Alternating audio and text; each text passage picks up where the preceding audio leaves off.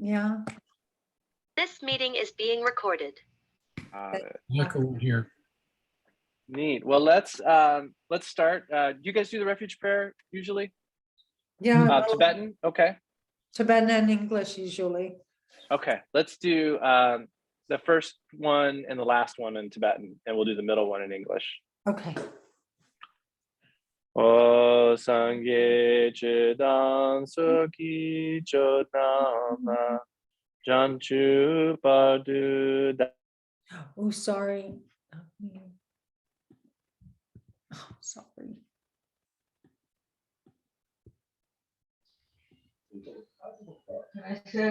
Sorry, Lama Adam, sorry, I hit the wrong button. Oh, that's all right. Almost. Did you mute me? That's okay. Yes. No, Can we no start problem. from the beginning? I'm Sure, sorry. sure. Yeah. Mute everybody else. Can we all mute? Thanks, except for Lama Adam. Okay. O Sangye Chidang Sukhi Chodama Janchu Padu Dagni Kyap Suchi Dagi Jinso Ki Pe Sunam Ki Drola Penchi Sangye Drupasho. I take refuge in the Buddha and the Dharma and the Sangha. By the merit of accomplishing the 6 perfections, may I attain Buddhahood for the benefit of all sentient beings. O Sangye Chidang Sukhi Chodama Janchu Padu Dagni Kyapsuchi Dagi Jinso Ki Pe Sunam Ki Rola Penchi Sangye Drupasho. Aden Sawe Lama Rinpoche Dagi Jiwa Pede Den Jula Haran Chenpo Gone Jesunte Kusun Tuki Gedrup Sadhu So.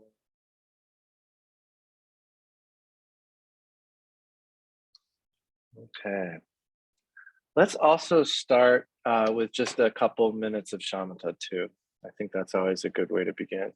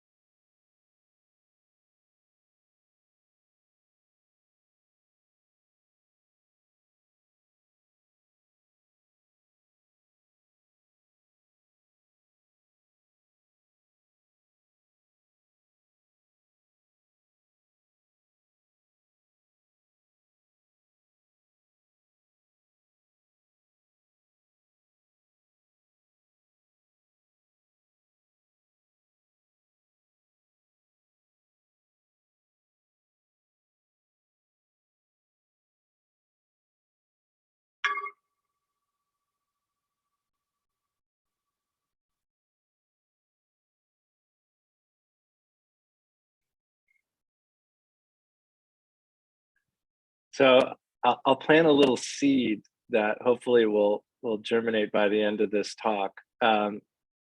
My distraction during that session of meditation was frequently when I do that before I give a talk, I have this little internal dialogue about how I really need to think about the talk that's coming up during the meditation. And then I go, no, just bring my attention back to the breath.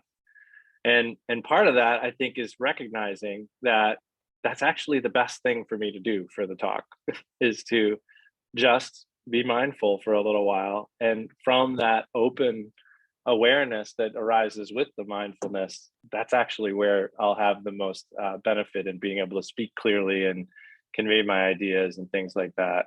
So sort of just letting go is actually the best idea. And I think that'll circle around when we get to the end of this talk. So this is a part of a three talk series. So the first one we talked about impermanence. Today we're talking about suffering, and the next time we'll talk about no self. And these three are called the 3 marks of existence. And the reason they're important is because they're our not being familiar with them, our not recognizing them, our ignorance of them is actually kind of the first step towards this cycle of suffering. So clearing up wrong views in a way is all that we need to do on the path. That's really kind of it. We talk a lot about attachment and clinging, and there's all these methods to work with that. But Chöling Rinpoche has said like that clinging is actually just a symptom of ignorance. So if we can clear up the ignorance, that takes care of the clinging. That goes away too. So on the course level, we notice the attachment a lot easier. So that's in a lot of ways why we have to talk about that so much and work with it so much. But the fundamental mistake is the ignorance. And if the ignorance can be cleared up, then that kind of solves the whole problem, and then all of our qualities shine through. That's the Buddhist word for or the Tibetan word for Buddha, Sangye, is clearing away the impurities or clearing away the ignorance, then allows what's already there to shine through. I think it's kind of like if you have seeds under a rock, if you can move the rock away, then everything grows. So today we'll talk about suffering. Last time we talked about impermanence, and we talked about, in particular, we talked about it with the idea of a process and a bunch of little adjustments as we move through life, both in our meditation practice and then off the cushion and on like the macro level in our whole life, just making little adjustments along the way. And the more aware we become and the more open we become to noticing divergences or mistakes, the more friendly we can be towards them, the more often we'll recognize them, and the smaller the adjustments need to be. And we're able to have a more smooth path towards Buddhahood. And that's really in the short term, in the near term, what we should be trying to do is just become more skillful. We all know ideas about Buddhahood, and that's where we're headed, that we want to get there. But that's the long-term goal. And in the short term, the way we get there is making these little adjustments and just getting a little better at working with situations. So for instance, one of the things we can do, since we're talking about suffering primarily today, the Four Noble Truths, in a way, is another teaching of the 3 marks. So when we talk about the first noble truth being suffering, the Buddha said we need to understand suffering. And it's worth mentioning that one of the reasons we spend all this time talking about suffering is because we don't want to. Like, we don't want to suffer, we want to find happiness. And so in order to find the happiness, we need to learn about the suffering so that we can achieve the happiness. And part of understanding suffering is getting clear on what, because words are, just point at meaning. So for the purpose of this talk, let's talk about pain and suffering. So pain is present. So sometimes you'll hear people say things like suffering is a part of life. So we could dissect that a little bit and say that our experience will always contain some pain. that we didn't elect for, or that we're not, creating.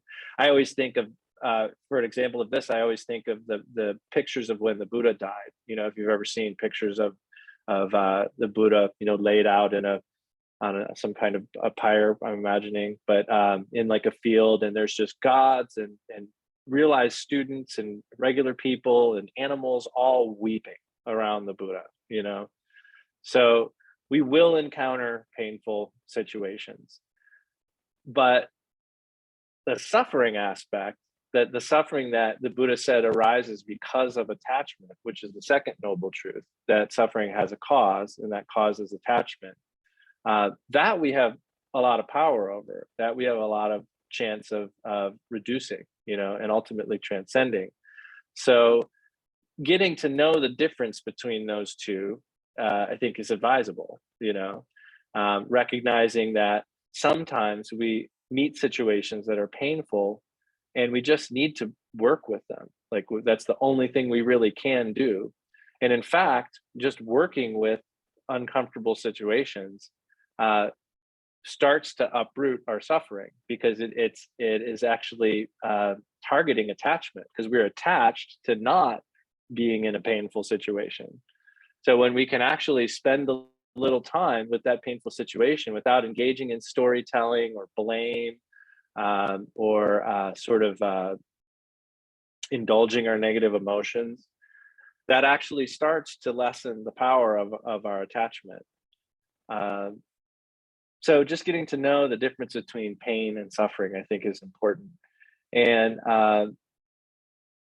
we know that the third noble truth is the cessation of suffering. So if we can remove our attachment, we can get over our attachment, we can achieve the cessation of suffering. And that's, when we're talking about that, we're talking about Buddhahood, which again is the long-term goal.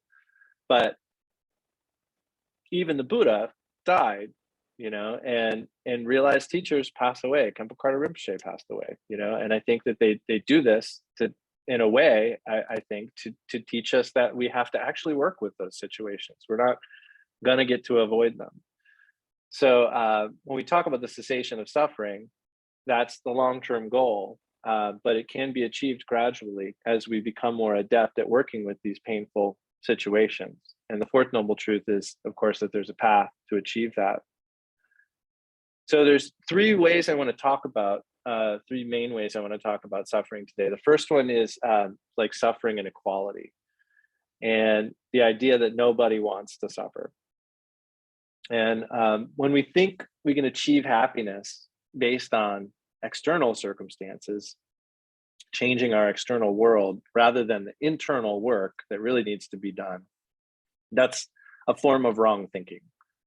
So we already said that, the wrong thinking, ignorance is the problem here. So that's one thing we can start to correct, is recognize that it's not true that we can change our external circumstances and that will fix whatever's going on inside.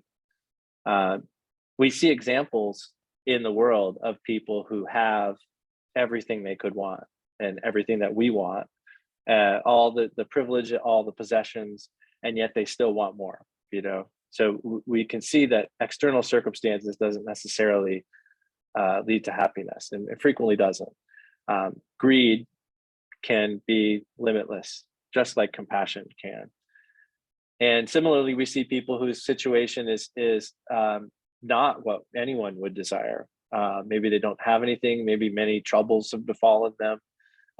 But we know remarkable people, hopefully most of us in our lives, who've been through some really incredibly difficult stuff and still just shine bright, with love and caring for others in their world. So we can see that external circumstances don't equal happiness, or suffering.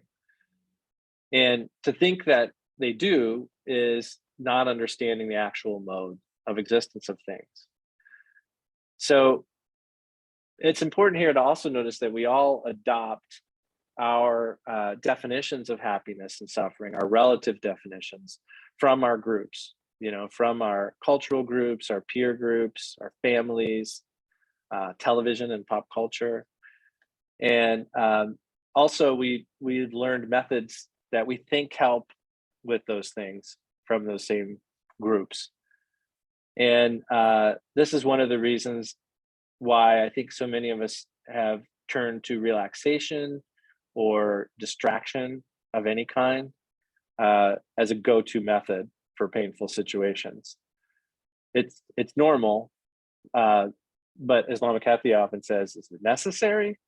You know, so it's worth thinking about, because I've been using this analogy lately of like a broken leg. Like if the problem is attachment, so if we meet with an unpleasant situation, and we meet it with resistance because we're attached to not being in unpleasant situations, the issue is attachment. You know, that's what's causing the suffering in these situations. So if like the attachment's like a break in a leg, you know, in a femur or something, you need a cast, right? Like, but you probably also want some Tylenol, and the Tylenol will work for 4 hours or so. And you probably should have some Tylenol too, but you don't want to just have Tylenol. Like that's not going to fix the problem at all. So I think similarly, having things like distractions and comforts and perhaps like calming meditation, like there's a lot of apps now for that kind of stuff. And I think there's value in that stuff, but we need to recognize that it's not actually getting at the root of the problem. You know, it's just kind of, we need to use it sometimes because our abilities are limited, you know, and our capability to be present with suffering is limited. And that's part of why we meditate, maybe the only reason we meditate. So similarly with this broken leg analogy, like we need to be able to know when we're engaging in something that's actually kind of just distracting from the problem, and when we're actually engaging with discomfort in a productive way. And one of the simplest ways to engage with discomfort in a productive way is meditation. You know, that's one of the reasons why first of all, just sitting down and doing nothing takes a little bit of adjusting to, even after many years, you know, because there's always things we could be doing. And, you know, like I said earlier, like I think that I should be thinking about the talk, you know, but we can also just do nothing, and that can help a lot too. So it's good to keep in mind, because anything that can distract us from our discomfort seems in the moment to be a valid means of conquering suffering. Anything, you know, that can distract us seems like that. So we need to be vigilant and keep an eye out for it. And we rarely realize that those kinds of methods of distraction are actually causing further suffering, because they facilitate and perpetuate attachment.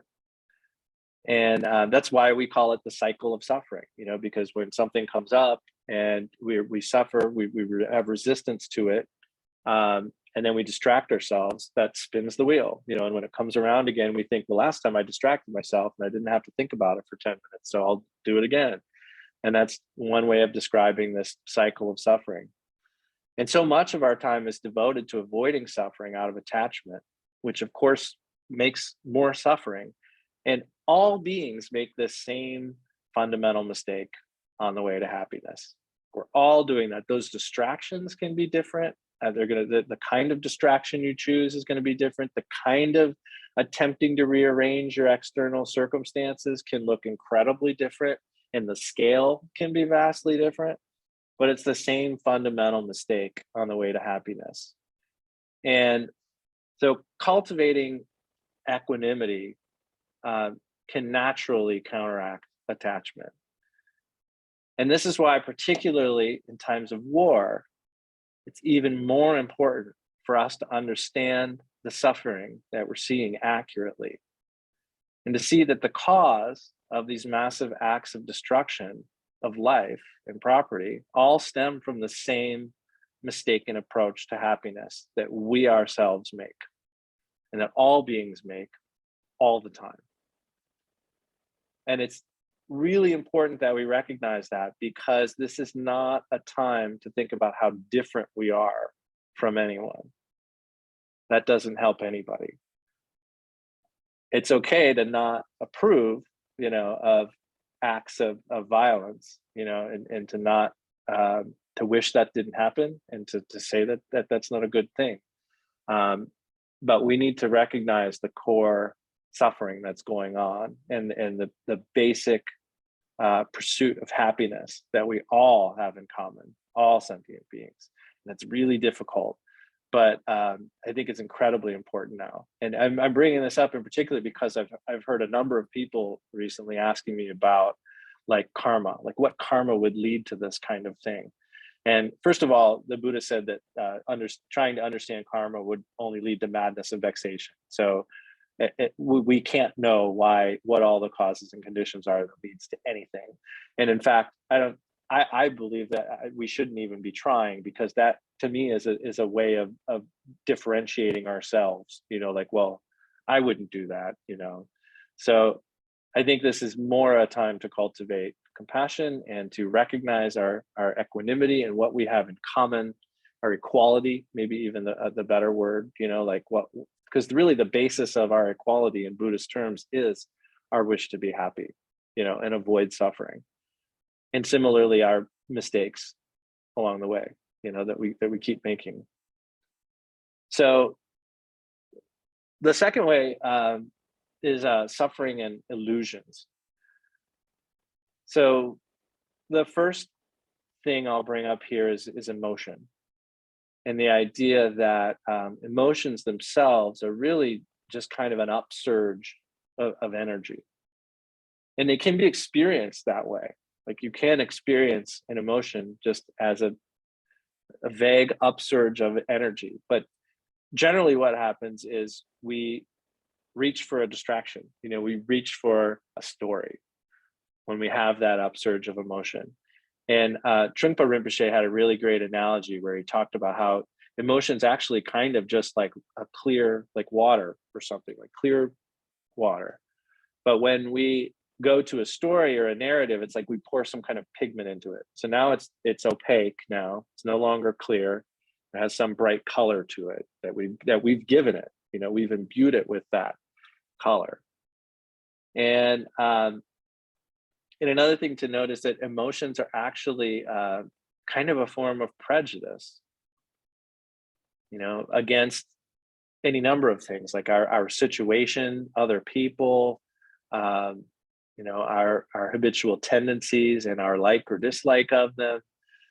So it is not easy to be present with emotions, but it is possible to spend, maybe just a little bit of time when we feel that upsurge of energy, consciously trying not to tell a story and just trying to be present with the energy, because emotions, like everything else, are impermanent, and we all know they change. We forget when we're in the middle of them. Like it really starts to feel sometimes when we're right that like this is terrible. Like we think everything's a really big deal, and I think part of that is because we forget that however we're feeling will change. It'll go away at some point. So why I want to talk about illusions here is because that idea that emotions are a certain thing, we kind of forget that we actually put that pigment in that liquid, and this reminds me of there's a great footnote in Great Path of Awakening where they reference that it's the slogan, regard all dharmas as dreams, or no, that's not the one. It's about magic. I've got it right here. But the idea is that there's a way it's normally translated. Oh, yeah, it is. In daily life, be a child of illusion. And the footnote on this mentions that Trungpa Rinpoche used to translate that as be like a sorcerer. The point being that sorcerers make these illusions, but they know that they made them. They're aware that illusion is their creation. But we go through life creating these illusions constantly and then forgetting we did it, So I think that's a really important point. And in terms of illusions, I thought of a couple things like related to this. So first of all, I remember when I was a kid, my mom had these friends, Beth and Larry, and I was a little kid. And Larry told me that his garage door opened when you snap your fingers. And so I would stand at the door and snap my finger and the garage door would open. And I thought it was the coolest thing. I'm sure he had the garage door opener in his pocket or something, but he would do it, and I would love it, and it was just delighted me, you know. And I remember I can visibly see in my mind the day that we were pulling out of the driveway, and he'd already gone in the house, and I snapped my fingers, and the garage door didn't open. And I think part of me in that moment knew it couldn't be true, but the other part of me was like, well, I'm just too far away. Like, it's probably, I'm just too far away, you know, because I wanted to believe, you know. And another good example, I think, is, you know, when someone has like a low wall and they do the like fake stare thing, like that delights me every time. Like, I love that. Like, I think that's hilarious when people, and you know, there's no stairway there, but like, we love our illusions, you know, like we may even know things are an illusion and we want to believe them, you know. So another example, I think a traditional example is the idea of like a fire ring, you know, like if there's like a flaming thing on a string and a stick and somebody's spinning it, you know, and it's in the air and it looks like there's a ring of fire floating in the air. And if you were a little child, you might think that is actually like a ring of fire floating in the air. But when you're adult, you know what's actually happening, but it's still kind of enchanting and delightful, you know. So we all have this sort of enchantment with our illusions, you know, and we believe our projections, and we love to see them, you know. We like to see them again and again, and it's especially important, particularly in times like these in the world, not to cultivate additional wrong views. And those could be a sense that we are different than someone because our style of enchantment is slightly different. That's a common way, I think, for us to think that we're different, but it's still the same enchantment with illusions. And particularly again, related to the conflict in Ukraine, I think it's an important point that Chöling Rinpoche said, when the Buddha discovered no self, he also discovered no inherently existent evil, only ignorance of the way things are. And I think that's a really important point. And the last section I want to talk about here is suffering and intentions. And the overarching theme here is that we must always assume good intentions from others. And that's a radical point. And I'll be honest with you, I've tried this, and it has been transformative in my whole experience of the world. And I'll tell you a lot more about it, but I'm telling you right up front that there are still parts of me that want not to believe this and keep arguing it with me in my own mind, you know. I called up Lama Mitchell earlier today because we had talked about this on the podcast like last week, and I thought I had a hole in it, you know, and I was like, "What do you think about this?" Because I think this is actually when we can assume bad intentions, but we talked it through, and of course, no, Rinpoche said we always have to assume best intentions. So let's talk about that. So the first point I want to make is we'll use a driving analogy because driving is just such a rich area for Dharma.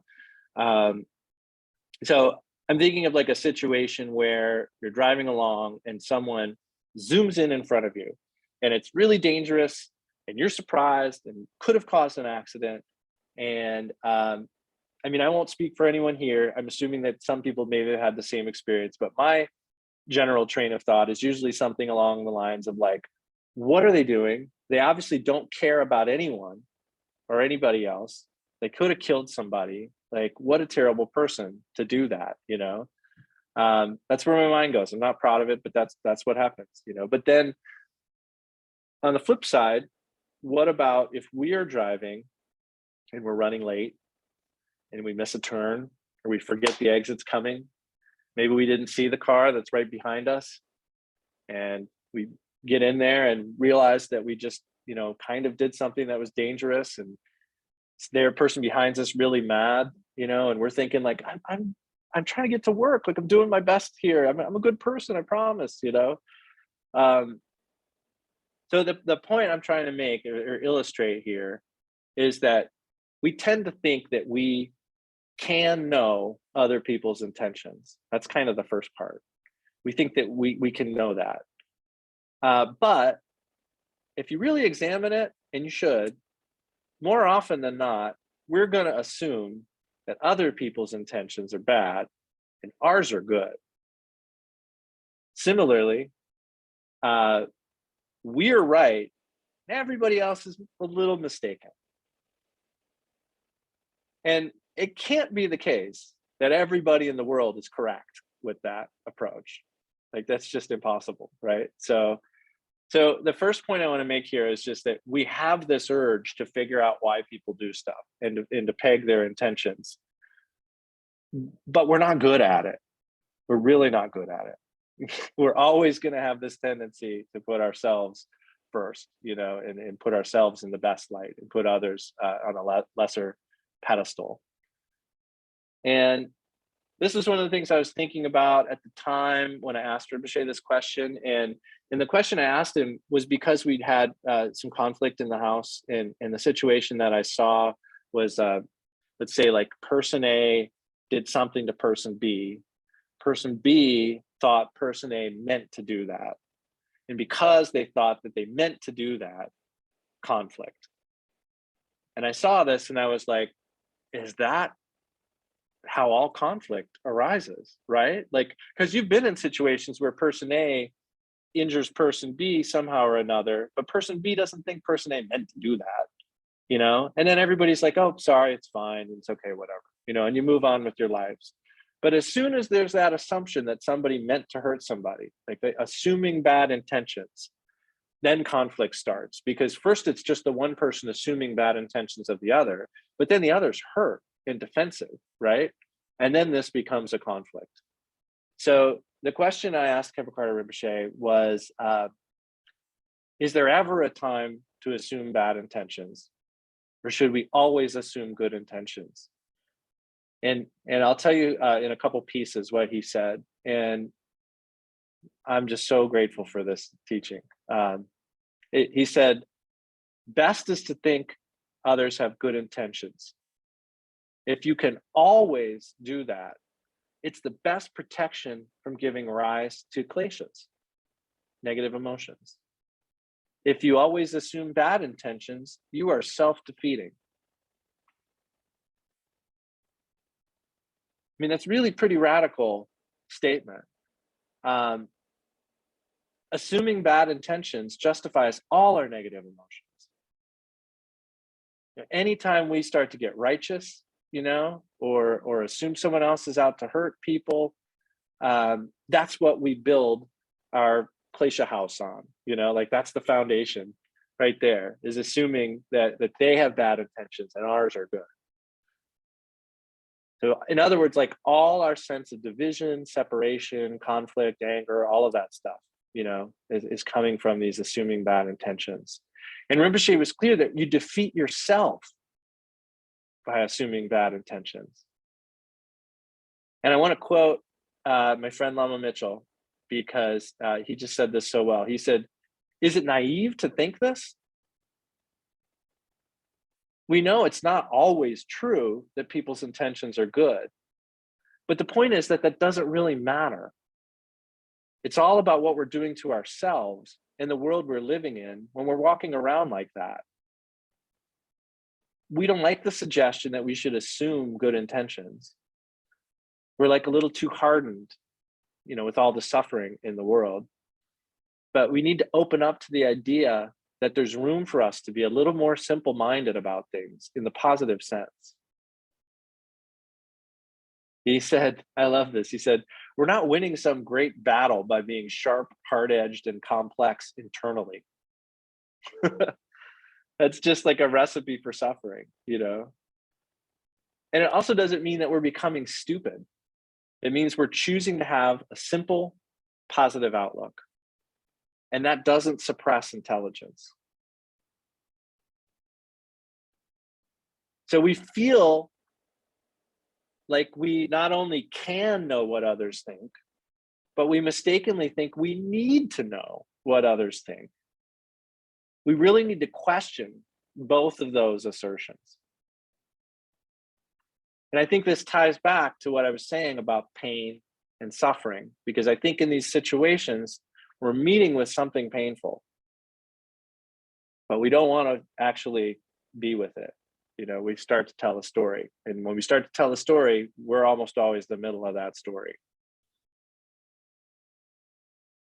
So I'll repeat what he said. So Rinpoche said, best is to think others have good intentions. If you can do that, it's the best protection from giving rise to kleshas.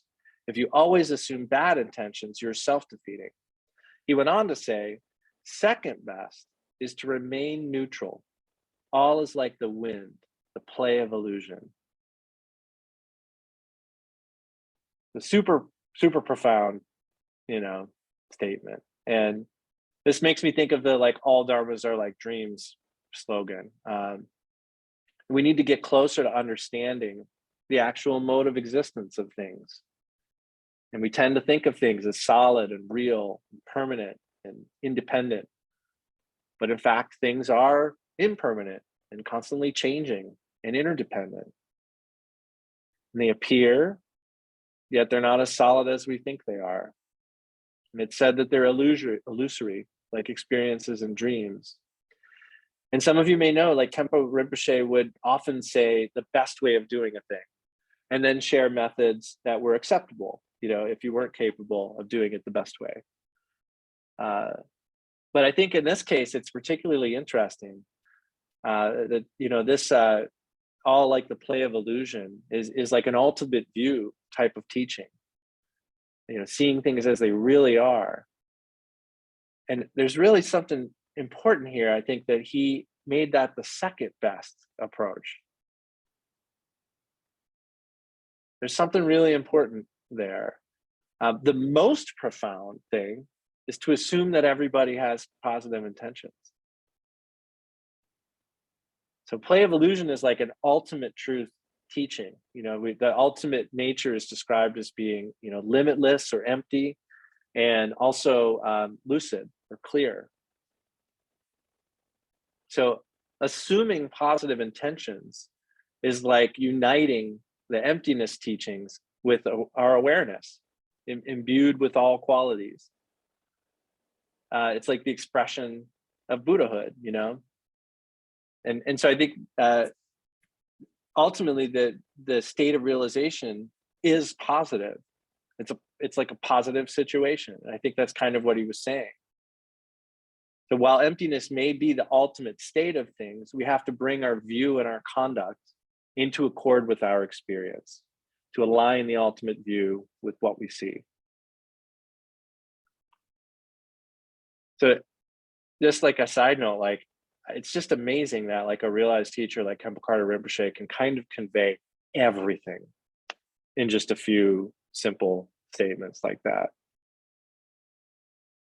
So he went on to say, I'll repeat it all because it's worth it.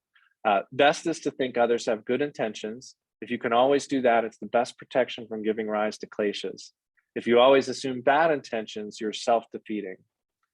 Second best is to remain neutral. All is like the wind, the play of illusion. And then he said, if there's any doubt, this is how to protect yourself. That's kind of my emphasis, this is how to protect yourself. Because I think we tend to think that we have to know people's intentions in order to protect ourselves. And not knowing what others' intentions are can make us feel vulnerable. We think we need to know this stuff. We need to determine, are the intentions good or bad? And we think our safety often depends on it. But Rinpoche made a point of clarifying that this is how you protect yourself. And so being in doubt about others' intentions may actually reflect some kind of paranoia, on our part. Whereas there is just a clarity and certainty with this kind of approach that Rinpoche is recommending. It's a way of communicating that what we normally relate to as our relative truth in its true nature is the lucidity aspect of ultimate truth. It's like an invitation to relate with relative truth as what it actually is. The one last section here. So best is to think others have good intentions. If you can always do that, it's the best protection from giving rise to kleshas. If you always assume bad intentions, you're self-defeating. Second best is to remain neutral. All is like the play of illusion.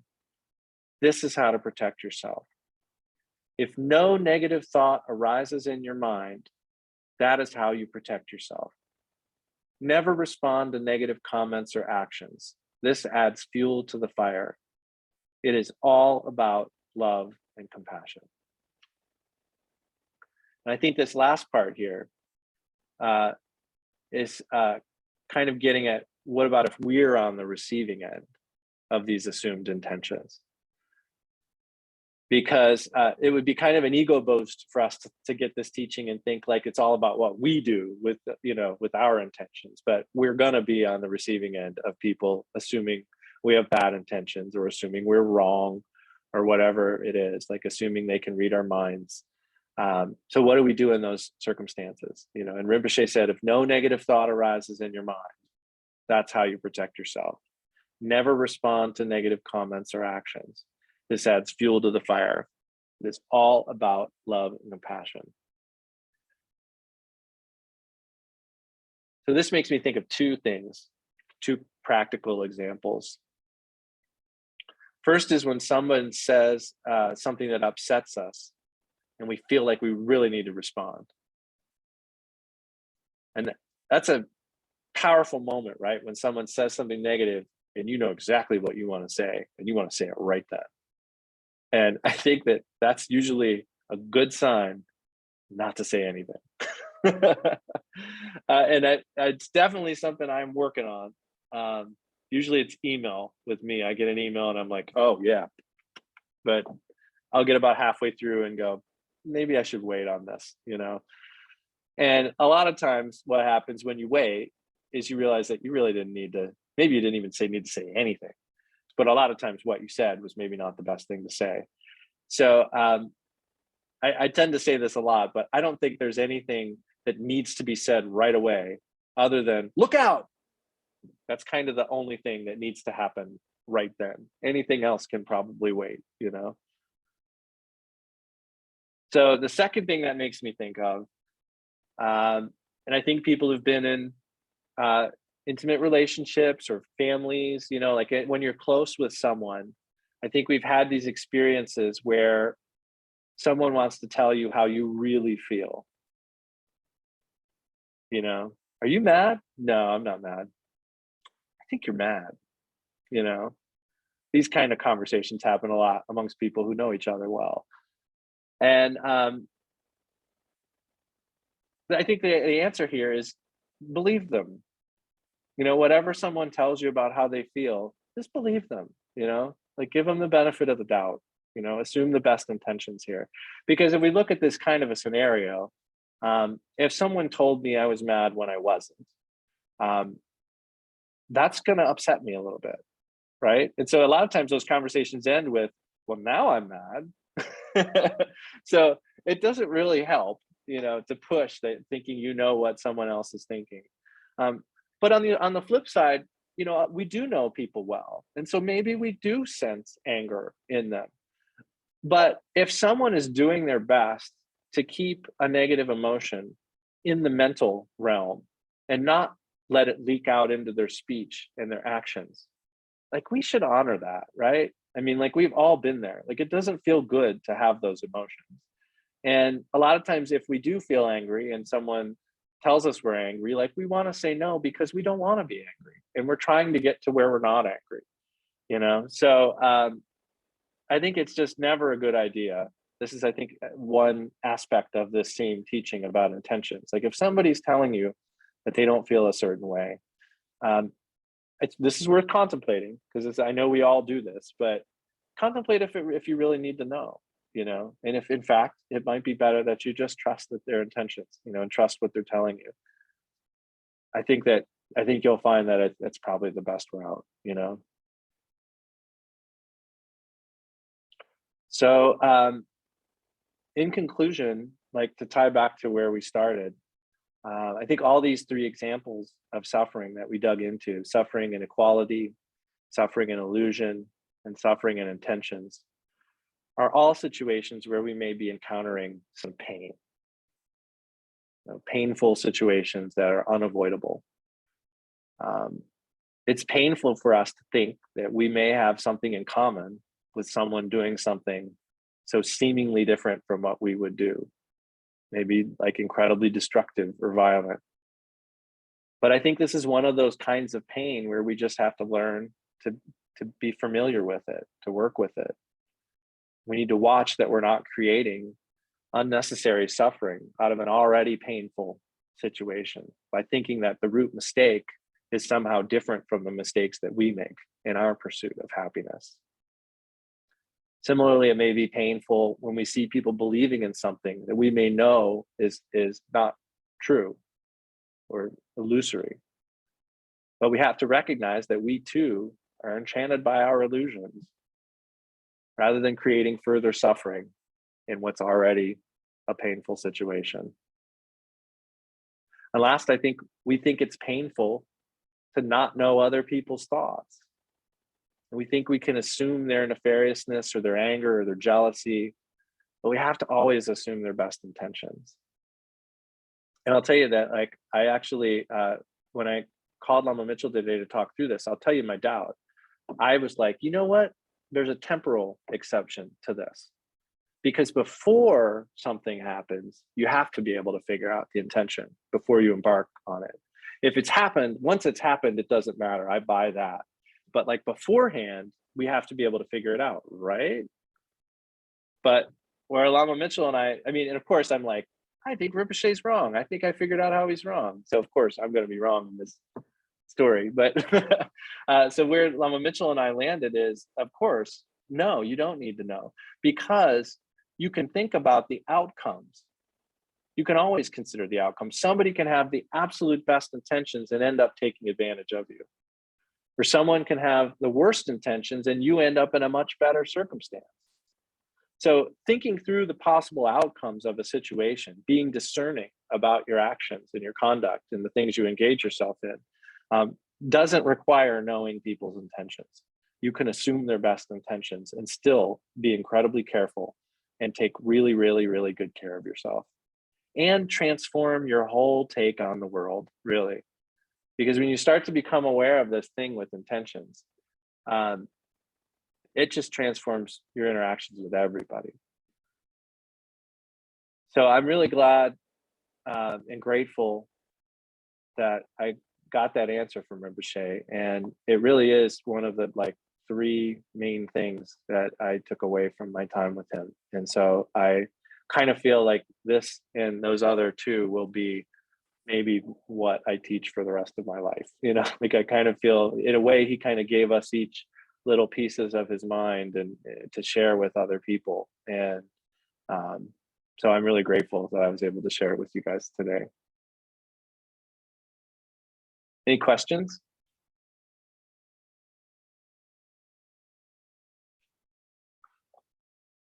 Oh, you're muted. Is that Charles trying?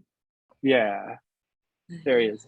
Yeah. Oh, I actually do have a neighbor that can clap his hands and the lights go out. Oh, twice, right? Sorry, that I like I just it. had to be a little irreverent, but thank you so much for that. Amazing. That is Yeah. like, I can see Rinpoche telling you that, and it just comes through so clearly when you tell the story. So thank you. That's I think that that's an extremely valuable lesson to teach, and I can't wait to hear your other 2. Yeah. We'll have to make that happen. Yeah. Good. Yes, for sure. Thank you, Charles. So I have a question. Yeah. So, okay, so how do we, okay, so if you see someone do something to someone else, you should maybe either think neutrally about the intention, or think that their intention is good. Is that I think the healthy way? that's a good question. So I think the fundamental idea here is that everybody's intention is to be happy. So we can say like best intention, but that is kind of everybody's intention, is to create their own happiness, but we know that like striving for only our own happiness is actually a cause of suffering too. But like in terms of like what we do in a situation like that, the action can be judged to be one that creates suffering. Like we're not trying to pretend like hurting someone isn't hurting someone, but the person doing the hurting is creating much more suffering for themselves. And the tragedy really is that that they think that they're doing something that's going to make it better for them. And we do that too, So I think the idea is that we look at both the person who's doing the injuring and the one who's being injured with great compassion.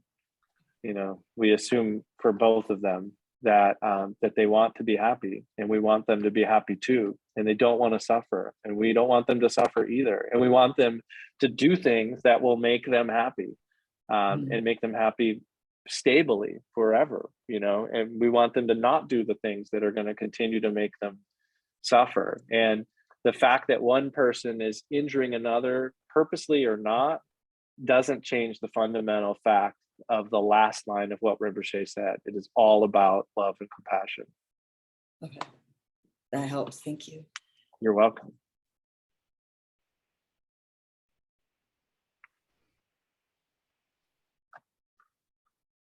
Anyone else?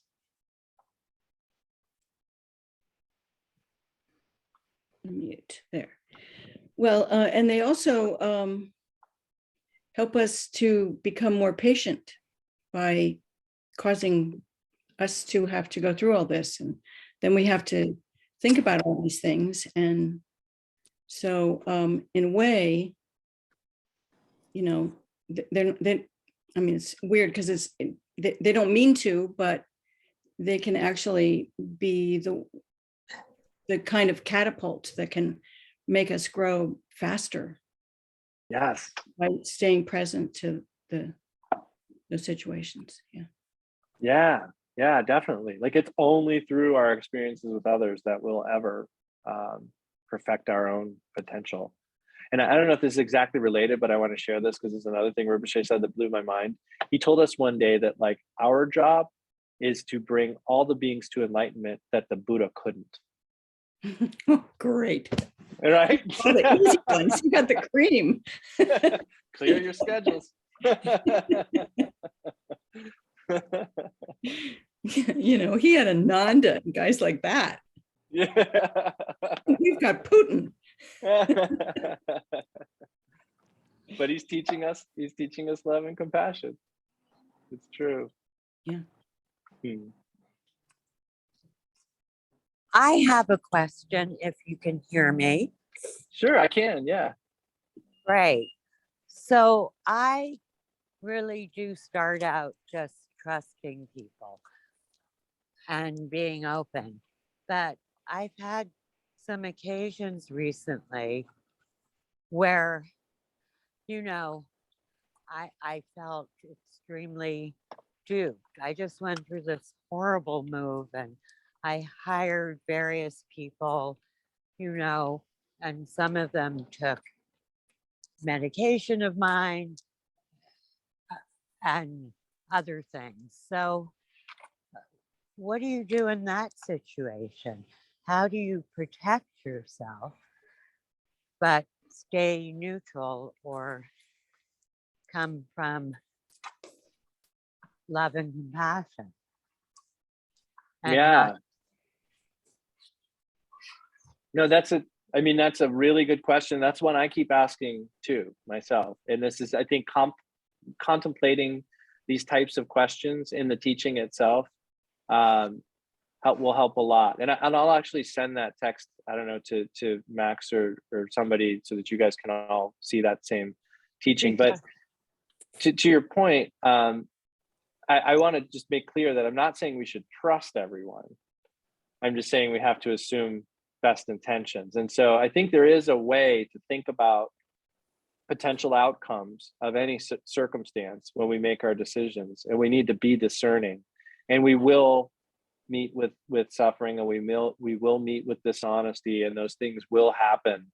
But we don't. I think what Rinpoche was saying is we don't have to assume that people meant to do that, even if they did.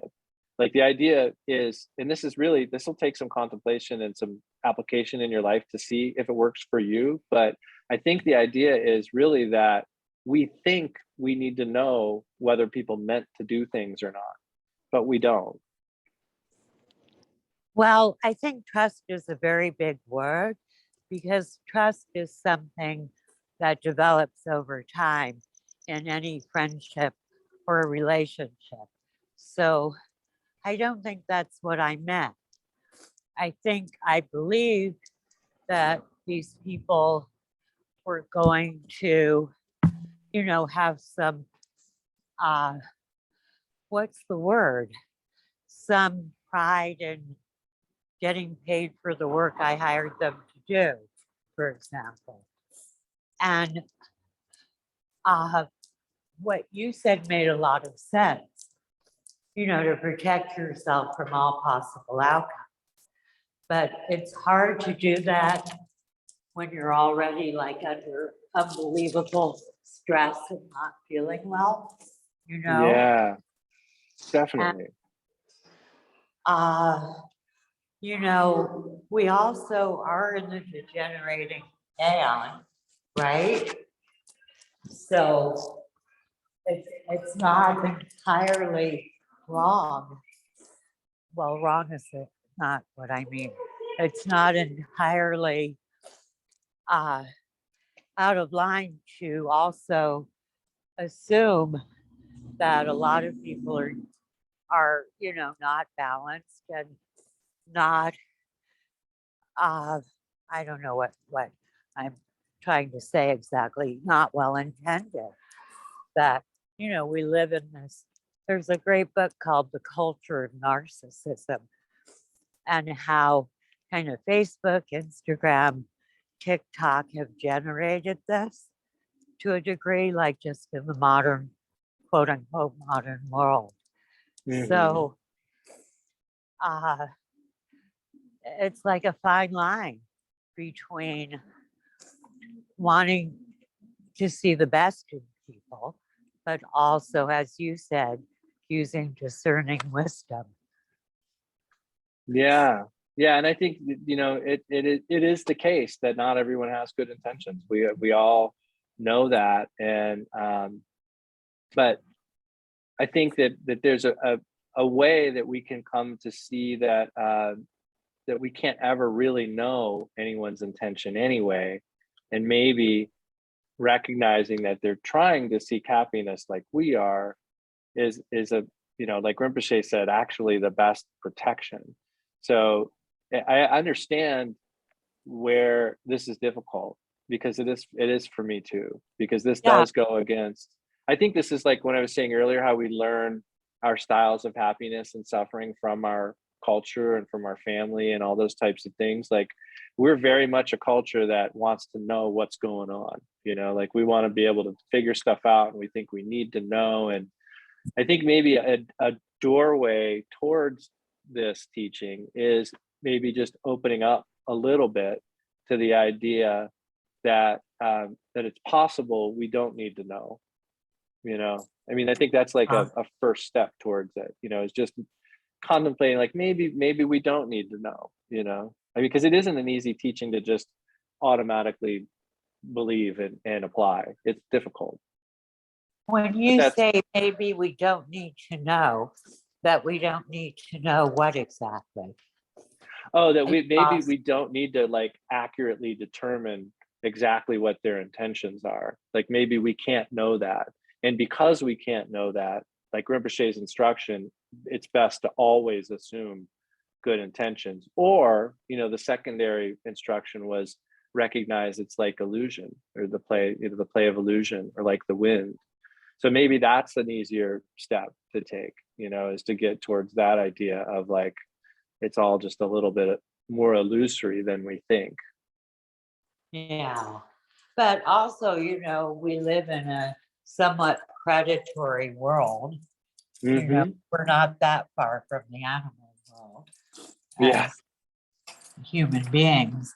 And when people are, you know, having like a PTSD, you know, post-traumatic complex stress response to situations, whether it's a death or marriage or moving or, you know, change often triggers that, even if it's for the good.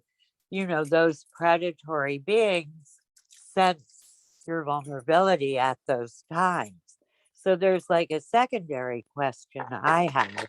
How do you conceal that if you're going Conceal? to conceal your own vulnerability and your, you know, and your own state of having a traumatic stress response to whatever the endeavor is, from those more predatory types of people that you could be potentially engaging with under those circumstances? That's a good question. I don't know that I've ever received a teaching about how to hide anything. Well, it's not really Yeah. about hiding. I guess I should say, how do you protect yourself at those times? I don't know that it's any different than, I don't know that that's separate from that teaching that Rinpoche gave, to be honest. I can see how it seems like that. But I think Rinpoche was like several times said, this is how you protect yourself. And if you don't do this, you're self-defeating. And I think the reason he repeated that several times is because of our attachment. And believe me, I get you. You know, I really do. And I think everybody does. But I think this is one of those things that's like, it just takes a lot of practice to get it down. And luckily we have a lot of chances to practice. But, you know, discernment is obviously important, but I think the idea is that discernment can be separate from trying to divine, you know, someone's intentions or intuit someone else's intentions. Like we can still be discerning without assuming others may have bad intentions. Well, 'Cause except you're Mhm. missing one piece, and that is if a person is under like extreme stress and they're having a flight or fight response to, you know, they're just like in such a fearful place, it's very hard to be neutral and see everything as simply an empty display of space. You know, Yeah. if it's, you know, feeling like life or death, because PTSD is a different kind of activity with your neural pathways, right? Yeah. So when Well, you're so triggered, how do you keep it together and stay neutral and, you know, believe in the that's where I would go to. That's where I would recommend going to some sort of comfort zone practice, you know, like something, you know, there's Pema Chodron has this diagram where she has like a circle in the middle and a circle outside that, and then a bigger circle. The idea being that like in the middle is your comfort zone. And then the circle outside that is your learning zone. So you're a little outside your comfort zone, but you're in a zone where you're challenging yourself and you're learning. And then there's a third ring that's the excessive risk zone, you know, and that's where you want to kind of know when you get there, because you can't hang out there. Like when you get to that excessive risk zone, it's time to come back to the comfort zone. So that's the kind of thing where I think if you find that it's a situation, because really doing this type of a practice is a learning zone practice, because it's not in our comfort zone to do this. So trying this and practicing is important. And the reason we say practice is because we're not good at it and we need to work on it. But if we're in a situation where this is excessive risk for us, then we need to go to comfort zone practices. So for instance, things like Akon Rinpoche teaches a quick meditation to calm down, you know, that's just about calming your mind. And that's Who's really the- rare for Buddhism to teach something like that, but Yeah. he's taught that type of a thing. Whom is the teacher of His calming name your is Akong Rinpoche. He was a teacher at Samye Ling in Scotland. Okay, I don't know him. Yeah, if you want, I'll you can send me an email and I'll send you that practice. Oh, I would love it. That would be amazing. What's your Yeah, address? you can just do adam@lamaadam.com. I'd be happy to send that to you, because it is something you don't hear much about in Buddhism. But the point here is that, like, we want to be able to learn, but sometimes when we're learning, things become too much. And at that point, that's why we have to honor sometimes our need for comfort or relaxation, because we aren't there yet, you know? Yes. So Thank- Lama, Adam, thank you so much. And I don't mind to interrupt. I think it's getting a little late. I saw Jim, you unmuted. Did you have a quick question? Yeah, through this whole discussion, I've been trying to figure out how to apply this to our present situation with Mr. Putin, who it seems to me rather transparently, on some level, I suppose, he believes he's doing something good. In fact, he even sees himself as a defender of traditional Christianity. But it seems to me pretty transparent that his intentions are pretty screwed up, And I'm saying this not just to be theoretical, it's just I find it emotionally very hard to relate to this situation caused, largely by this one person. There's more to it than that, but it just goes on and on and on. I understand the perspective of saying ultimately he's also, creating tremendous suffering for himself in the long run. But in the meantime, he's creating horrific suffering for tens of thousands of people, both Ukrainians and Russians. And if things spiral the wrong way, worst case could destroy the world. So it seems to me there's always another side. Like I think I understand the intention of the teaching that you've been giving, but there's also this other side of you really do have to be discerning about other people sometimes. And I know, for instance, in Lojong teachings by Dzigar Kongtrul, who really emphasizes compassion and so forth, is but still, this doesn't mean you have to be a doormat. Yeah. And I think even the 17th Karmapa said things like that if someone's doing something really negative, that actually you don't want to use, what Trungpa calls idiot compassion, but you actually, it's better if you can stop this person. So it seems to me like, it's complex. There is another side where we have to be big boys and girls, and you do have to sometimes use your best discernment that, maybe somebody's intentions are not good. There are all these situations in life where we have projections in our own ego standpoint and so forth, but also sometimes it's pretty clear that you're up against really bad intentions. Yeah. And I appreciate you bringing that up. I mean, that's totally true. I still think that that there's a way to, because really what we're talking about here is what we do for ourselves.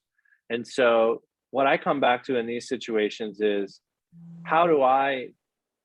what does my feeling about someone, negative feelings, like what does that do to me? Like how does that affect my own stream of consciousness? In particular, like if I assume negative intentions, that's when I start to give rise to anger, and that's where like compassion that could be, is the seed of our wanting others not to suffer.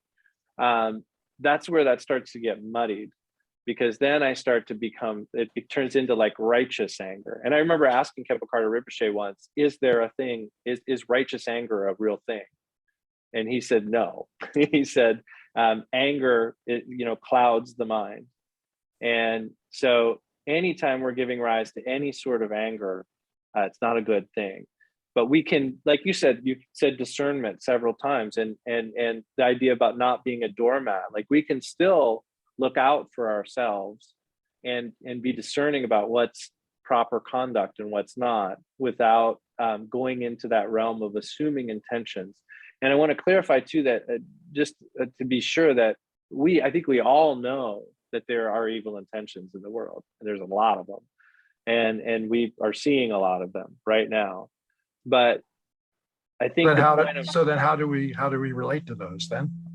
I guess that's my question. we can still do all the things that we need to do to protect beings without assuming these negative intentions.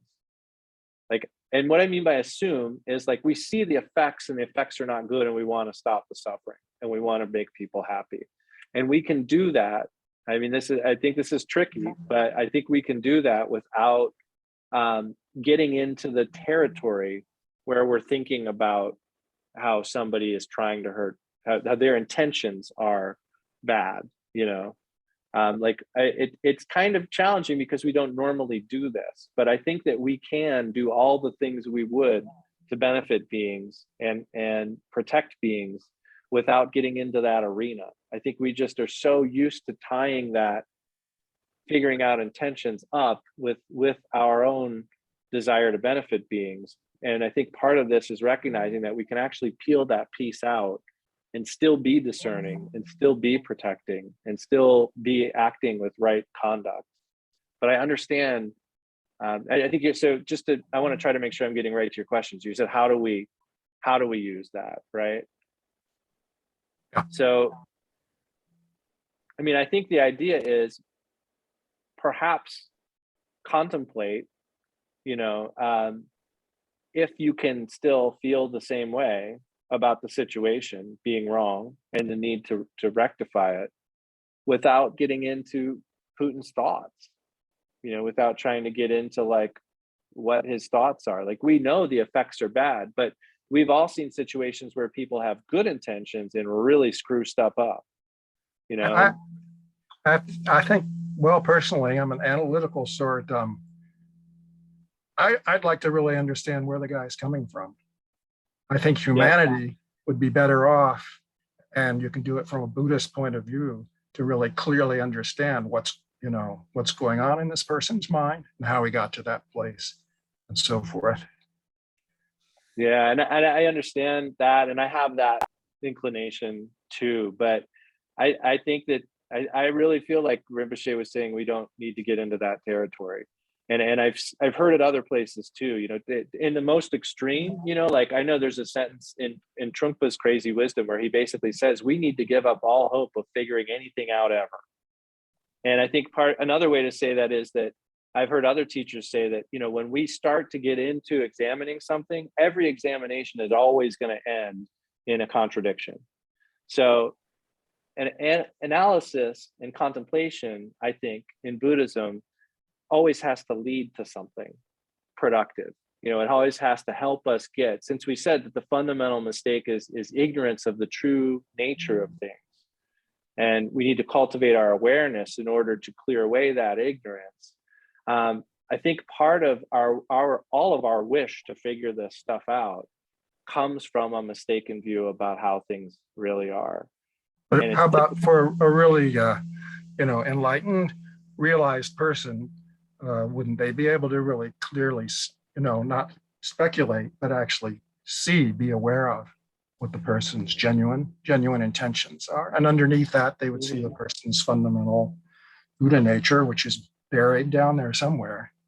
Absolutely. And but it is Rinpoche, actually, just see clearly, directly. And I think that as you practice more, I think that emerges more, just your intuition. But it's a really good point. But the Buddha said that trying to figure out the inner workings of karma will only cause madness and vexation unless you're enlightened. Yeah, well, I wasn't saying karma, but again, just where the person's actually coming from in terms of their, their mentality, their intention. Yeah. I appreciate that point about karma, because that's a good one. Yeah. And I think they are actually related. I kind of think they are related. And Rinpoche has said that there's only two beings that he knew of that were lords of karma, people who knew karma, and they were the Karmapa and Taisitu Rinpoche. And otherwise, whenever we would ask him questions about someone's karma or what led to that, like he would always bring us back to that point. about like, you can't figure it out, you know, like you're not going to be able to know. Because the other thing is that there's never, and I'm sure you probably are aware of this, but it's never like one thing comes from another thing. There's always Sure, just sure. a web of Yeah. causes and conditions. So Wendy, did you have a question? No, well, what I was asked is we could all just, this has been a great teaching, and wrap it up a little bit and say it, do it. Yeah. Sorry to be Yeah. the step in. No, that's all right. As long as we have the appearance of a temporal reality, we have to do these things. Thank But you. thank you everybody for the questions and the discussion, because this makes, I'm glad we're thinking about this, you know, and this is an incredibly profound teaching. So, you know, I would say just do your best to try to contemplate it. You know, it didn't come easy for me, and I'm still tripping over it too. But I trust the teacher, you know, and I trust the lineage on this one. So good luck. And so let's dedicate the merit. By this merit, may we bring all beings to omniscience, defeat our common enemy, wrongdoing, from the stormy waves of birth, old age, sickness, and death. In the ocean of samsara, may we free all beings. Thank Thank you all so much. Yeah.